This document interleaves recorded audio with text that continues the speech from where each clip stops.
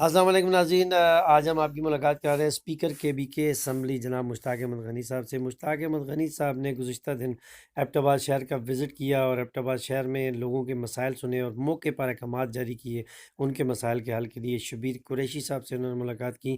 اس موقع پر مشتاق احمد غنی صاحب نے صابر سویٹ میں بیٹھ کر اپنے دوستوں کے ساتھ دودھ جلیبی کھائی اور پرانی یادیں تازہ کیں۔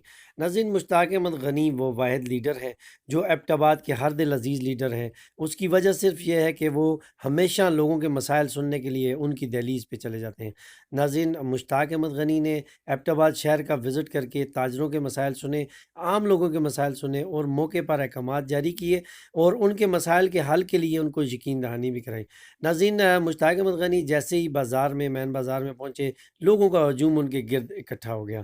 مشتاق احمد غنی نے اس دوران میں گول منڈی کا بھی وزٹ کیا اور وہاں پہ آگ جہاں پہ جلائی جاتی ہے گول منڈی میں، اگر آپ بازار میں گئے ہوں گول منڈی میں، وہاں پہ آگ جلائی جاتی ہے اور آگ کے پاس بیٹھ کے لوگ اکثر آگ سینکتے رہتے ہیں۔ مشتاق احمد غنی وہاں جا کے ان لوگوں کے ساتھ گھل مل گئے اور وہاں بیٹھ کے مشتاق احمد غنی صاحب نے ان کے ساتھ بات چیت کی، ان کے مسائل بھی سنے اور آگ بھی سینکی۔ ناظرین، مشتاق احمد غنی نے گول منڈی کے وزٹ کے دوران مرغ شاپ کے جو صدر تھے اقبال صاحب، ان سے ملاقات کی۔ وہاں پہ پیچھے کسائی بھائی ہیں، ان کی دکان پہ انہوں نے وزٹ کیا۔ اس کے علاوہ مشتاق احمد غنی نے ٹونی بھائی سے ملاقات کی۔